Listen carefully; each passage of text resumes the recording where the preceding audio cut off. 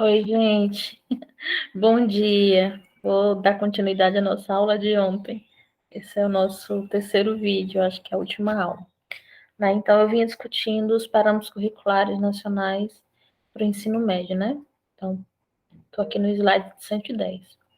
Observando esses princípios, os alunos do ensino médio, ao terem aulas de história, estabeleceriam leituras acerca de seu tempo histórico. Então, a ideia mesmo é que não é transformar os alunos em micro-historiadores, mas que eles tenham uma leitura sobre o tempo histórico deles, né? Utilizando os conhecimentos já adquiridos no ensino fundamental e problematizando-os, né? Então, esses conhecimentos já adquiridos seriam operacionalizados, né, nesse segundo momento. Permitiriam reconhecer os diferentes tempos mítico, escatológico, cronológico, diferentes tempos históricos, como representação das temporalidades naturais. Então, perceber como a experiência humana ela constrói vários tipos de temporalidades, né? E espacialidades também. Observando o tempo histórico, podemos localizar quando as temporalidades não naturais foram se construindo. Pensando os tempos naturais, né, da natureza, inverno, verão, etc, etc, a gente também pode pensar nos momentos em que o tempo histórico ele é construído uma categoria social. Então, o tempo mítico, o tempo cronológico, o tempo escatológico judaico, o tempo cronológico a partir do cristianismo, né? Então, tudo isso, os nossos calendários, eles são construções sociais, eles não são construções naturais. E essa é uma perspectiva que vem muito forte com os parâmetros curriculares nacionais do ensino médio. Então, quando elas foram se construindo, foram se estabelecendo. Assim, teremos a experiência da duração, que por sua vez, e pensar a duração do tempo, né? Mês, ano, né? Tudo isso são durações que, digamos, são durações que, digamos, socialmente construídas, né? Elas não são naturais. Então, Natal, Ano Novo é algo socialmente construído. Agora, solstício de inverno, de verão, são construções naturais, né? Elas dizem respeito a aspectos naturais. Assim, teremos a experiência da duração, que, por sua vez, permitiria pensar a evolução como um movimento de ruptura, mudança, alteração. Essas abstrações, pensando sempre nas permanências e rupturas do tempo. Essas abstrações objetivadas permitiriam que o aluno aprenda de forma dialética, isso é, indo e voltando, né? A dialética está nesse diálogo, nessa conversação, as relações entre presente, passado e futuro, necessárias à compreensão das problemáticas contemporâneas. Então, para pensar o contemporâneo, é preciso que se pense as relações entre passado, presente e futuro. Entre presente, passado e futuro, exatamente. E como elas também criam projeções e utopias para o futuro, né? Como se fala do passado.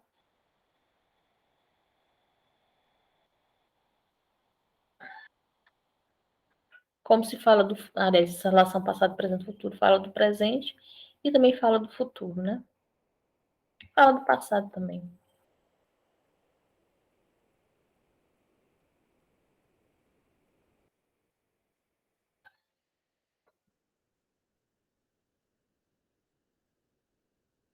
O humanismo, nesse sentido, é novamente reivindicado, dessa vez, para justificar que as noções de tempo partem das relações. Então, as relações são as relações humanas, sempre, sempre, sempre, que constroem, constituem e, e, e, e dão sentido à nossa relação, à nossa construção de tempo.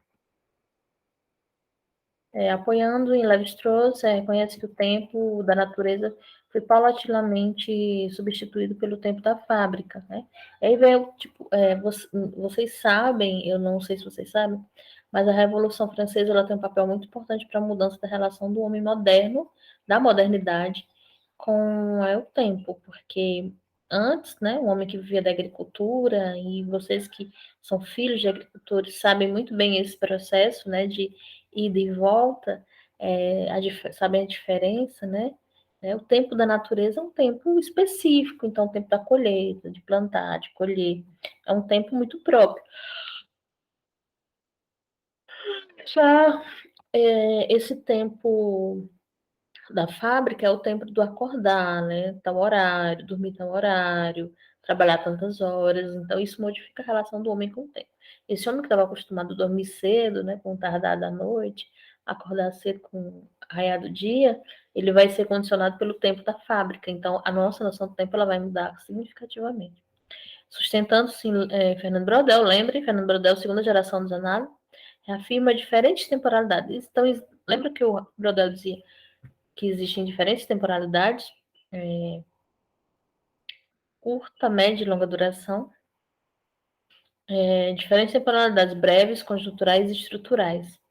Tais fundamentações são importantes, pois é a partir delas que ocorria a operação do tempo histórico, e essa operação pode favorecer a formação do estudante como cidadão. Então, a, tais, tais fundamentações são importantes, pois é a partir delas que se ocorreria a apreensão do tempo, né? Essas fundamentações de tempo curto, médio e longo. O tempo seria pensado a partir dessas perspectivas.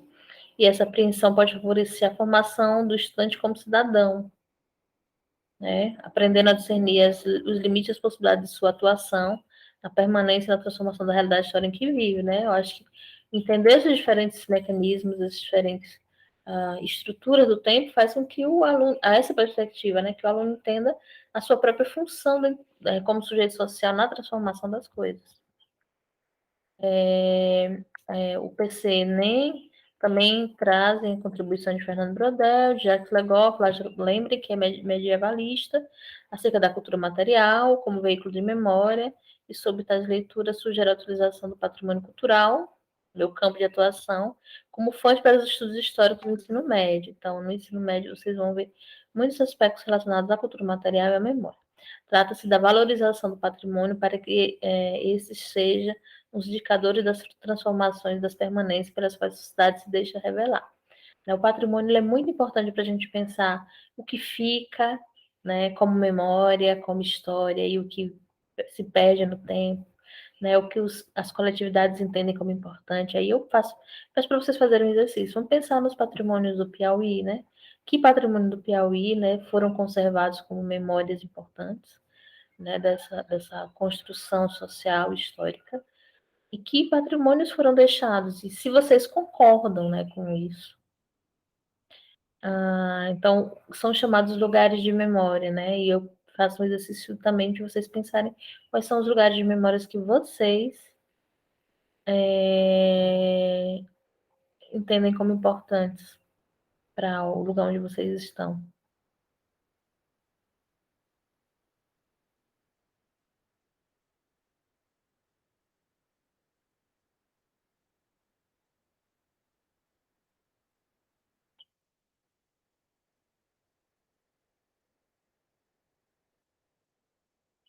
Né? Então, o que a gente tem que pensar sempre como se escolhe o que deve ser lembrado e o que deve efetivamente ser esquecido.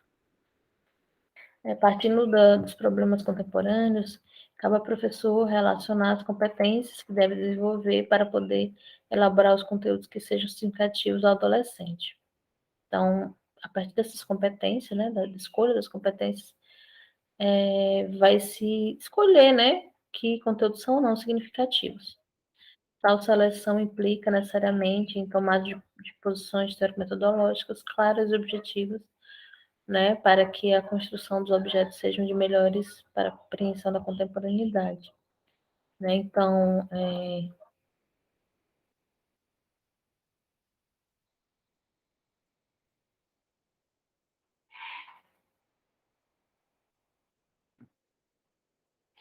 tal seleção implica necessariamente em tomada de posição teórico-metodológica clara e objetiva para que a construção dos objetos sejam melhores para a compreensão da contemporaneidade. Então, a perspectiva de tomar uma posição clara e objetiva. Vou voltar, né? Então, seleção implica necessariamente em tomada de posição clara, teórico-metodológicas, né? Isso selecionar o que deve ser lembrado e esquecido, pede para uma posição, uma tomada de posição teórico-metodológica, a forma de pensar, né? Essas construções de tempo, essas perspectivas materiais, enfim, esses aspectos, né, que seja de forma objetiva e clara para que a constituição dos objetos, né, que são estudados, enfim, sejam os melhores para a compreensão da contemporaneidade. Então, que tipo de objeto é escolhido, que tipo de abordagem metodológica é escolhida é importante para pensar a relação com a contemporaneidade, né? Ácido contemporâneo, seleciona os conteúdos e habilidades que devem ser absorvidas, né, pensadas, apropriadas, mas ainda pensando no contemporâneo. E a partir de que conteúdos sejam significativos. Então, essa é uma questão, digamos, de construir parâmetros, né? A concepção de história presente nos PCNEM é de caráter pragmático, buscando de forma prioritária, né, pragmático no sentido de assim, do que é importante, o que não é importante. Atender o mercado, e aí pensando no mercado de trabalho, né, posterior, provendo com mão de obra qualificada com a contemporaneidade, sempre pensando na contemporaneidade. A concepção de história, por exemplo, PCNEM é de caráter pragmático, buscando primordialmente atender o mercado, promovendo com mão de obra qualificada.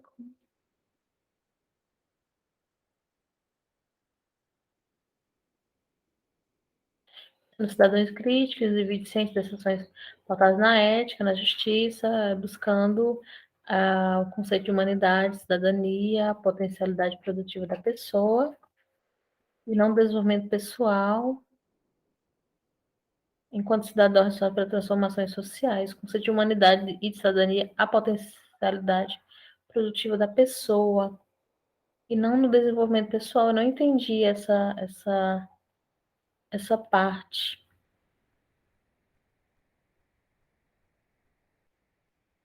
A potencialidade produtiva da pessoa e não o desenvolvimento pessoal, não entendi.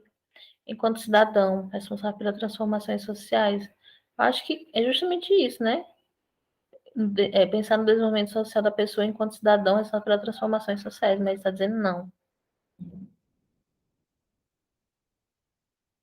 Ah, tá. É porque não tem uma. Isso aí está mais atrelado a uma concepção, digamos, neoliberal do que efetivamente uma concepção ligada a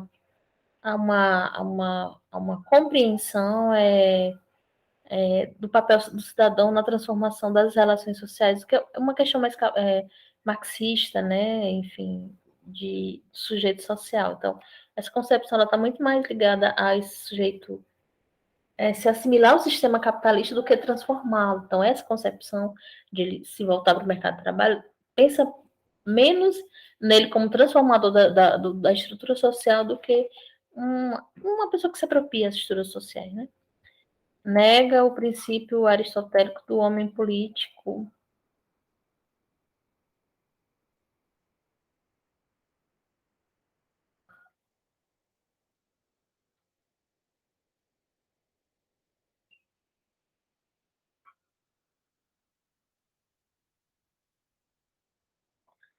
Nega o princípio aristotélico do homem político, por ele tolhe as decisões sobre o Estado, que passa a ser um ente que existe para servir os ditames da produção capitalista. Já falei.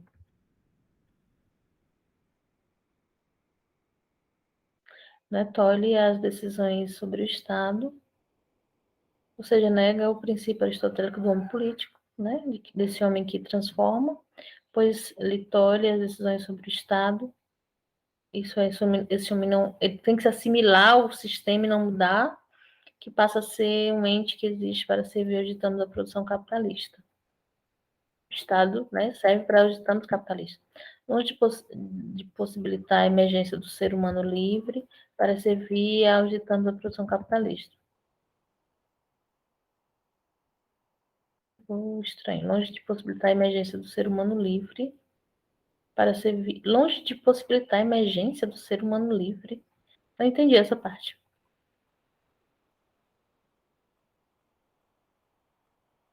Ah, tá. Longe de possibilitar a emergência do ser humano livre, transformador, faz da máquina a extensão de si.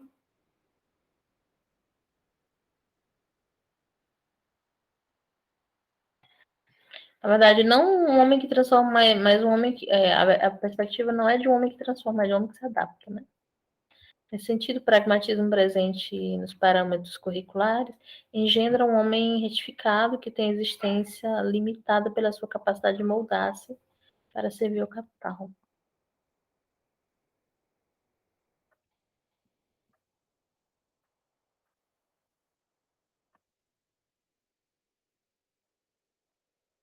Então, esse conhecimento histórico desse ensino médio aqui dos parâmetros está muito mais preocupado em deixar esses adolescentes assimilados ao capitalismo do que efetivamente contribuir para que eles modifiquem, né?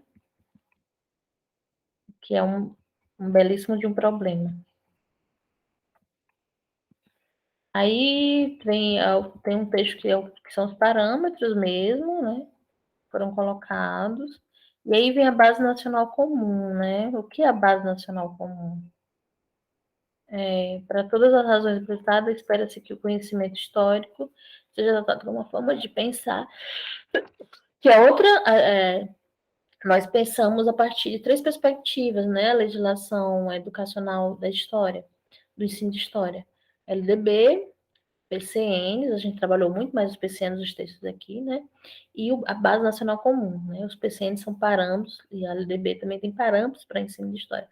A base não, é o conteúdo, né? O conteúdo, que na verdade era para ser parâmetros, mas no final tornou-se conteúdo, matéria. E há toda uma polêmica dos primeiros textos da Base Nacional Comum e do que veio no final. Tem uma outra questão também que tem que ser pensada, tem que ser dita, é que a certa altura essas discussões das bases nacional comum foi dada por grandes empresas como Itaú, como Bradesco e etc. E essas empresas elas não estão preocupadas com o ensino público, então a gente tem que fazer essa crítica e deixar aquela registrada.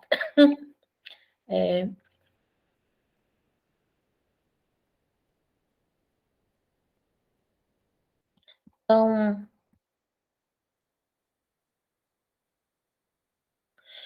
mesmo que o texto da base diz que a ideia seja o protagonismo nesses sujeitos,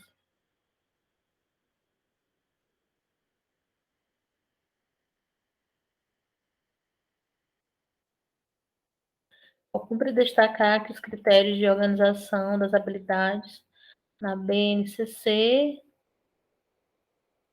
se relacionam relacionando o agrupamento desses objetos de unidades temáticas, né? Então, os conteúdos são agregados em unidades temáticas. O próprio nome já diz, BNCC, Base Nacional Comum Curricular. Né? Então, é o que deve ser dado, né, em todos os contextos regionais, geográficos do Brasil.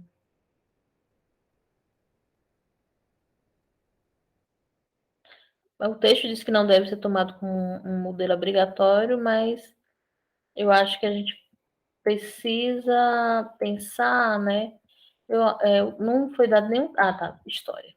História no ensino fundamental, anos iniciais, unidade temática, objetos de conhecimentos e habilidades. Novamente, o contexto histórico da BNCC. Né? Ela começou a ser feita em 2005. Nós temos 4 textos. O primeiro texto ele estava voltado muito para as questões de ordem, porque aí vem uma questão importante, né? Dentro daquela perspectiva clássica, quadripartite, né? História antiga, medieval, moderna, contemporânea, né? Essas redefinições que já vinham sendo ensaiadas, né? Tanto na LDB, um pouquinho, como nos PCNs, né, a partir enfim, da influência da nova história, ela ganha assim um boom com a BNCC, porque vai se pensar, né, na necessidade de fazer uma história mais comparada. Então, por exemplo, quando você está estudando a Revolução Industrial na Europa, o que estava acontecendo no Brasil? E uma outra questão também nesse primeiro texto é você pensar que é muito mais importante você estudar a formação dos povos guaranis no Brasil do que efetivamente você estudar a formação dos povos bárbaros na Europa. Fala mais da gente, os tupis guaranis, né, as influências africanas, enfim, etc, etc. Então, todos esses aspectos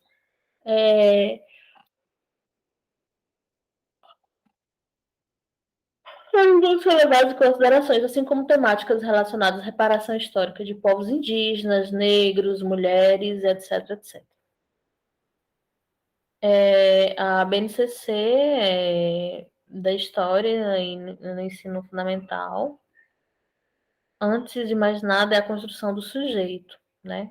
Então, a ideia de que a pensar, né, nos anos iniciais, quem são os sujeitos históricos? O processo tem início quando a criança toma consciência. E aí vem todo um conjunto de conceitos, como de aprendizagem histórica. A gente já discutiu um pouquinho. Didática de aprendizagem histórica, cognição histórica, né? Que é a ideia de que, como nós somos sujeitos sociais, nós não dormimos e acordamos, né? Quando a gente se entende por gente, essa noção de tempo histórico, ela é uma noção social. Então, se você isso vai muito também das questões de contar, né? Quando você. A gente sabe que a criança, a certa altura, ela diz assim, um dinheiro, dois dinheiro, ela não. Ela diz que R$ 1 vale tão quanto R$ 100, né? Então, essa ideia de quantificar, né? R$ 100 é mais dinheiro do que R$ 1. Ela não tem. E a ideia de tempo também. Então, assim, é muito interessante você acompanhar como a criança ela vai desenvolvendo a ideia da passagem do tempo, de Natal, São João, as festas. Então, todos esses aspectos, eles incidem muito, né? Eles falam muito sobre como o tempo é uma construção efetivamente social. O processo, ele tem início quando a criança toma consciência da existência de um eu e do outro, né? Quando o Lacan, né, na psicanálise, chama de alteridade, é quando essa diferença entre quem eu sou e quem o outro ela é efetivamente construída. O exercício de separação dos sujeitos é um método de conhecimento, uma maneira, né? Na verdade, eu estou falando assim que o exercício de separação dos sujeitos, de quem é Patrícia e quem não é Patrícia, é um método de conhecimento, né? É uma maneira pela qual o indivíduo toma consciência de si, né? É um método de conhecimento sobre si, sobre o outro, mas principalmente sobre si, desenvolvendo a capacidade de administrar a sua vontade de maneira autônoma como parte de uma família, uma comunidade, um corpo social. História no ensino médio, no ensino fundamental.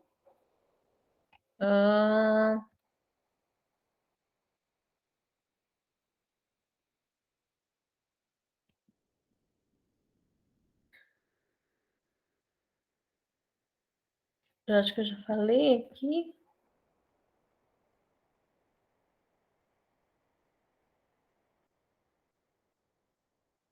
Pronto. E aí a BNCC traz, né, os objetos de conhecimentos, mundo pessoal, meu lugar, acho que a partir do primeiro ano. Né? Por exemplo, primeiro ano, mundo pessoal, meu lugar no mundo, mundo pessoal, eu, grupo social, eu, meu tempo, as fases da vida, escola, as diferentes formas de organização da família, a vida em casa, né, as habilidades, que tem tudo, ó, vocês vejam que são a parte do local, né, e vai indo para o global, né, mas o início é o local, então, quem é minha casa, quem são meus vizinhos, enfim, todos esses aspectos, né. A escola, a apresentação social, a sua história, o papel da comunidade, né, porque primeiro que É, o Piaget já dizia, primeiro sai do concreto, vai virar abstrato, né? Primeiro ele entende o concreto que está ali do lado, depois ele vai abstraindo. Segundo ano, a comunidade, aí vem a comunidade, né? A noção do eu, do outro, comunidade de convivência, as interações entre as pessoas, a noção do eu, registro de experiências pessoais da comunidade, forma de registrar e narrar a história, memória, tempo como medida, forma de registrar e narrar a história, memória, materiais, a noção do eu. É muito, é muito bonitinho essas questões iniciais do ensino de história, porque elas partem mesmo dessa coisa da alteridade, né? E isso é muito importante para depois a criança ter uma noção mais democrática, mais justa, mais empática da vida, né? Quando ela entende que o outro é diferente, ele não é menor, porque ele é diferente, mas ele não é menor. Então, independente de como ele seja, ele é importante, ele deve ser cuidado, deve ser protegido, né? Ele deve. Né? Isso é muito importante. Experiências pessoais da comunidade no tempo e no espaço, registro, narrar história, memória. Aí vem, né? Experiências pessoais da comunidade, como os sujeitos individuais e comunitários, eles se registram no tempo. Aí vem o patrimônio, né? Narram histórias, constroem as coisas, aquelas coisas ficam para a memória, ficam, ficam para a posteridade. Então, isso fala muito da relação, inclusive, tempo e espaço, né? Que é uma relação muito importante, né? Para pensar a própria concepção de história, né? Não existe história sem a relação tempo e espaço. Então, tudo acontece em um lugar e em um momento histórico. E tudo isso é registrado. Então, já é uma forma também dele se assimilar como o historiador trabalha, né? Que é com registro histórico.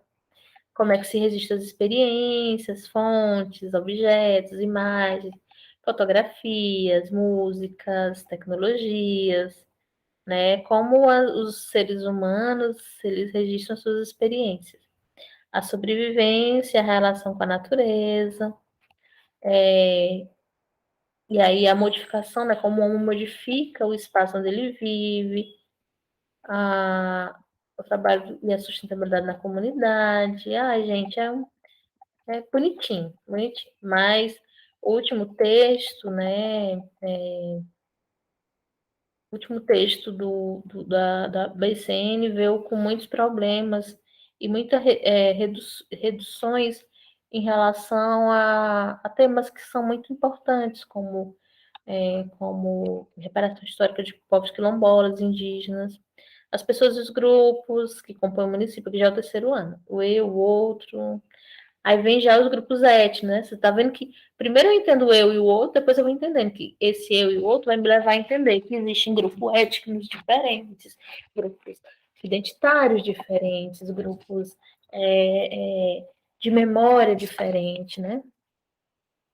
E que compõem, né, cidades, municípios e que compõem. Aí eu vou. Muito fácil para vocês entenderem, né? Quem mora em Bela Vista, eu acho, né? Que tem uma comunidade quilombola. E isso é muito. O que é que essa comunidade quilombola fala para a criança? Fala sobre uma memória da diáspora africana, fala sobre colonização. Então, você já vai introduzindo determinados temas para a criança ir entendendo. E as diferenças culturais, ambientais, patrimônios históricos que existem na cidade, né? Já discuti isso com vocês. O lugar onde se vive, a produção dos marcos de memória, lugar de memória, museu, marcos temporais, a relação entre público e privado,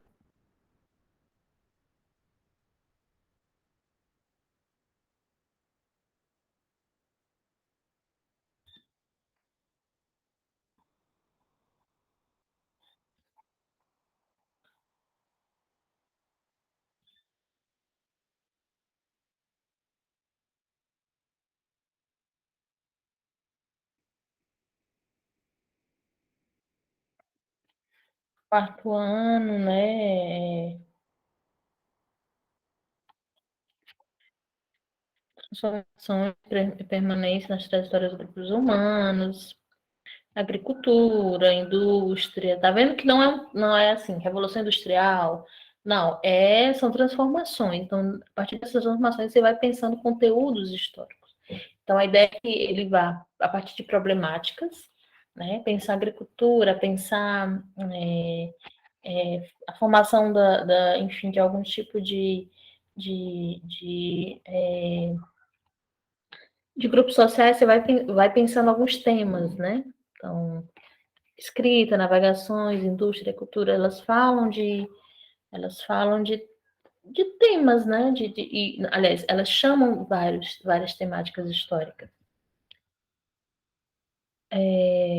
Transformações sociais e culturais, circulação de pessoas, produtos e cultura, a circulação de pessoas, transformações no meio natural,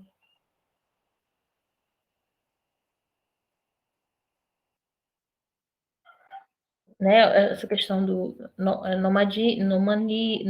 nomadismo, que é nômade, depois sedentarismo e construção das sociedades, grupos sociais.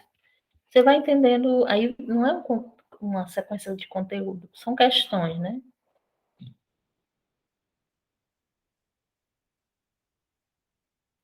História no ensino fundamental, anos finais, identificação de considerado importante, história do Ocidente, África, Europa, né? Você já vai tentando, e aí também tem uma coisa que é não eurocêntrica, né? Porque não parte só da Europa, você pode partir da América, pode partir da África. BNCC, o ensino de história, tem um texto, né? Horizontes Possíveis, que é da Adriana Soares e de outras pessoas. Aí é o texto que vai discutir isso, né? As prescrições curriculares presentes no componente História para o ensino fundamental, apresentada na versão homologada do ABCN, acho que 2018, né? Comunidade temática, objeto de conhecimentos e habilidades, pouco se diferencia dos conteúdos curriculares presentes no livro didático até então, configurando movimentos permanentes. Isso aí é uma crítica, né? Dizer que muita coisa, quase nada mudou, né? Que já só continuou o que já existia. Porém, podemos projetar também mudanças apresentadas no documento. Quais são as mudanças? A gente vai tentar ver. Não no sentido de apresentar propostas revolucionárias, inéditas no campo da história, mas as assumir posicionamento que valorize a especificidade do componente em questão.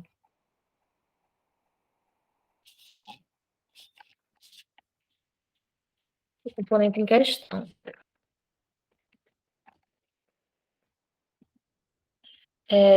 Porém, não podemos projetar também nesse sentido, não no sentido de apresentar. Então, não há nenhuma proposta revolucionária, inédita, né, no campo da história, mas há uma perspectiva de assumir posicionamentos que valorizam a especificidade de conhecimento em questão por meio da definição de competências específicas, em diálogo com as competências gerais e do conceito de atitude historiadora. Então, essa perspectiva, digamos, de avanço, né, nesse documento, né, é atrelado a perspectivas específicas com perspectivas gerais e pensar o conceito de atitude historiadora, né, dos quais desenvolveremos na próxima etapa do texto.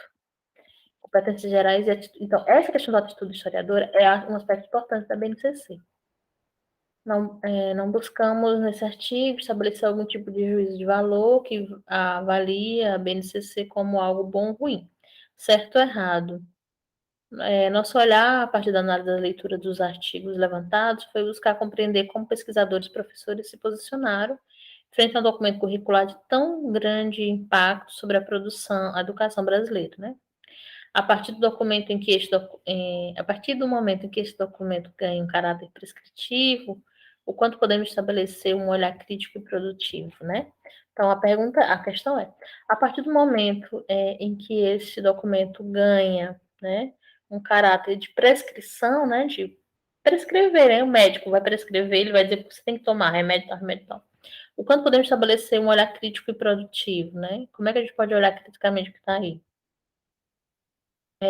Considerando o conhecimento como um saber histórico necessário, que se origina no tempo presente, com ele dialoga, o documento aponta para a necessidade de compreender o processo histórico como uma produção narrativa. Olhem só, o processo histórico como uma produção narrativa. Isso é muito história nova, escola dos análises, muito, gente, muito, porque é o oposto dessa concepção positivista, né? Porque é uma produção narrativa significa que ela é feita em um determinado tempo, em um determinado momento, determinados atores.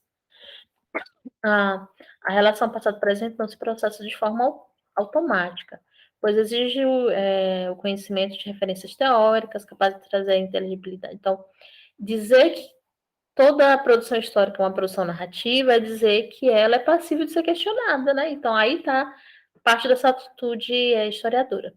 A relação do passado-presente não se processa de forma automática, pois exige o conhecimento de referências teóricas capazes de trazer inteligibilidade aos objetos históricos selecionados. Vou voltar. A relação passado-presente não se processa de forma automática, então ela não é automática, ela não é causal, né? Passado e causa futuro, presente e futuro, pois exige o conhecimento de referências teóricas capazes de trazer inteligibilidade, isso é preciso que você tenha arcabouço teórico-metodológico, isso instrumentos teórico-metodológicos para buscar essa relação entre passado e presente. Inteligibilidade é entender de maneira acadêmica, né, a partir do conhecimento científico, né? Então, ela não é de graça que vem do passado para o presente, você tem que fazer as perguntas certas ao passar. O objeto em si se torna documento quando apropriado para o narrador, que confere.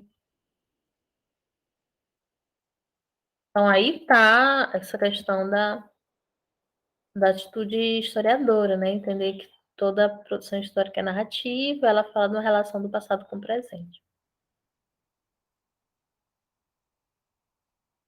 Assim percebemos o trecho destacado, valorização de leituras, fontes, que se pode fazer por meio de diferentes linguagens. No entanto, em nenhum momento do texto introdutório são destacados linha de abordagem específica da historiografia. Então, não é destacada nenhuma linha específica. Cada tona para o professor e outros sujeitos que irão utilizar o documento em suas práticas é a problematização do conhecimento histórico. Então, aí está novamente a questão da atitude historiadora, né? A necessidade de que o professor, de que o aluno, né, eles pensem de maneira a problematizar o conhecimento histórico estabelecido ali.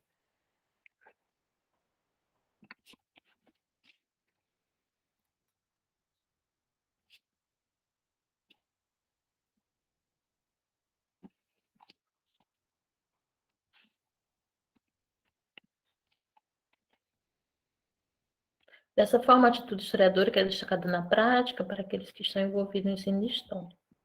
Ana Maria Mauad, artigo. Então, aí vem a questão mais novamente da atitude historiadora, né, gente? Que é um aspecto importante. Não, o texto destaca, né, que ele diz não vai fazer uma crítica, sabe, mas que não houve muitas modificações no texto final, em relação ao que já vinha como dentro dos parâmetros curriculares, dentre outras diretrizes, mas o que ele pode apontar é essa relação entre eu disse no início, né, mas vocês retornam, acho que atitudes específicas e gerais para a produção do conhecimento histórico e essa atitude historiadora.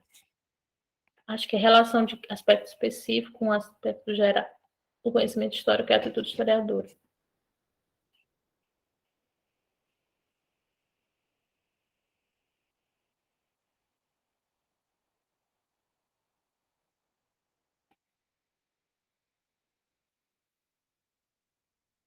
Aí o texto vai só desenvolver ao longo dele o que seria essa atitude historiadora. Né? Na verdade, não é transformar o aluno em historiador, mas contribuir efetivamente para que ele possa pensar de uma maneira a entender como é que funciona a história enquanto narrativa, né? Ela não é produzida do nada, ela não é uma relação de causal passado presente, né? Então, o passado não chega no cru, nu, né? Ele chega a partir absorvido por vários processos de construção narrativa dos diferentes sujeitos, pela memória, pela matéria, pelos diferentes fragmentos. Assim, os conhecimentos do componente história poderão ser melhor sistematizados, fundamentados e analisados ao trabalharmos a partir da historiadora, contribuindo com a possibilidade de construção da leitura do mundo. Então, isso ajuda. Essa leitura da história, né, ela pode ser usada em várias diferentes situações de sua vida. Assim, os conhecimentos do componente de história poderão ser melhor sistematizados, fundamentados e analisados ao trabalharmos a partir da atitude historiadora. Contribuindo, vocês vejam que é uma atitude completamente ativa do aluno e do professor, né? Então, leva esse documento para a sala de aula, entende-se como os documentos são lidos, como são narrados, a questão do patrimônio histórico, todos esses aspectos.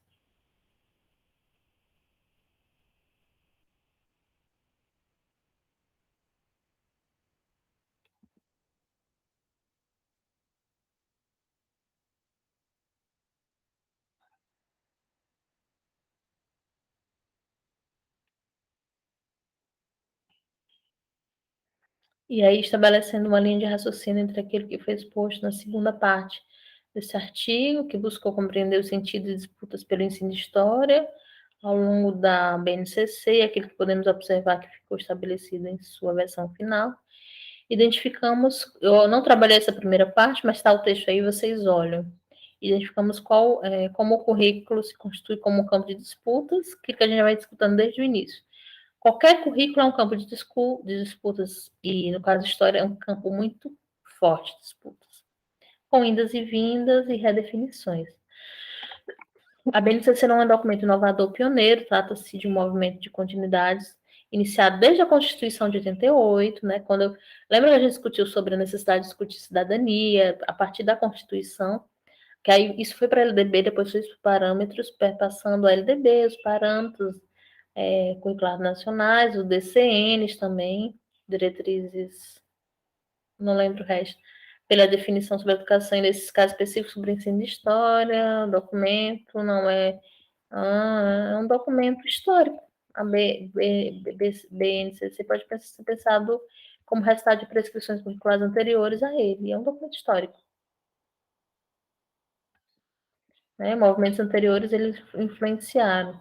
Avanço em relação, não é um documento revolucionário, né?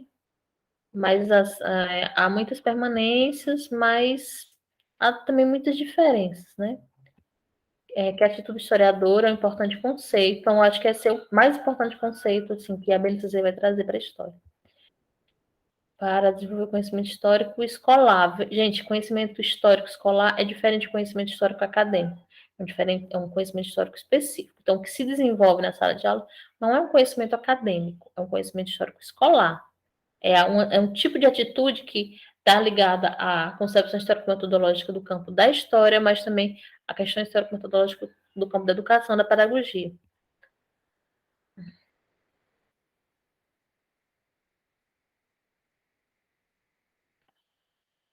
É a partir das fontes que se faz história, assim podemos viabilizar a possibilidade de combater o negacionismo, que tem se emergido como fosse mediante discurso de ordem autoritária e conservadora.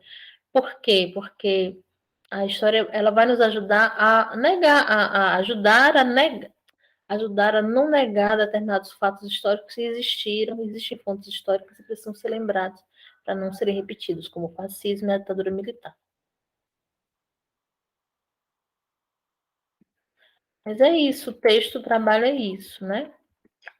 Então, aí eu vou trazer aqui, eu acho que é isso. Vocês, quando lerem o texto, deem ênfase a esses embates, né, que são descritos aqui, né, mas o mais importante é a atitude historiadora.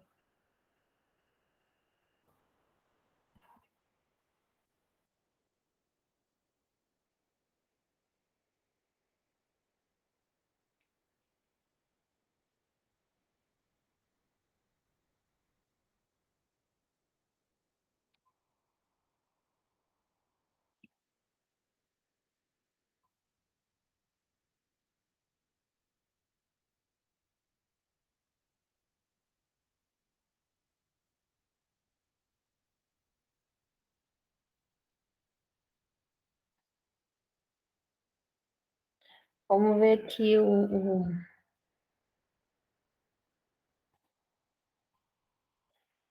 questão 1, Hebe Castro, no crescente intercâmbio de antropologia e história, nessa perspectiva, a influência da antropologia interpretativa de Clifford Blake merece menção especial pela frequência, informe e discuta referenciais usados pela autora na relação entre essa informação, né, da Hebe Castro, no texto.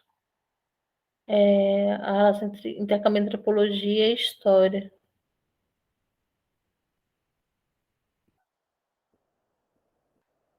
Isso é da disciplina?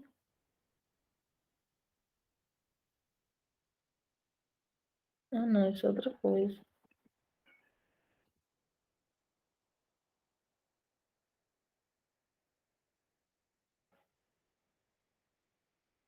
Isso é outra coisa. Aí, gente, então é isso. Exatamente isso. Eu não acabei não vendo quais são os fóruns e as atividades, mas o Sidney já explicou para vocês. Eu vou dar uma olhada mais tarde nos fóruns e nas atividades, e aí eu mando um áudio, enfim, explicando o que deve ser dito em relação a eles. Mas é exatamente as questões mais importantes foram tratadas aqui a partir dos textos, né? Lembrando sempre que nós estamos pensando é a função da legislação educacional brasileira, né? Tendo em vista a Constituição de 1988, LDB e Parâmetros Curriculares Nacionais e BNCC para a estruturação de perspectivas paramentais do ensino de história no Brasil, tá bom? Mas aí eu vou ver eu vou ver as atividades e mando para vocês os fóruns e a prova. O Sidney já colocou as observações, mas eu vou tentar fazer um áudio explicando também para ajudar vocês, tá bom? Então é isso, eu vou desligar aqui e bom dia e bom domingo.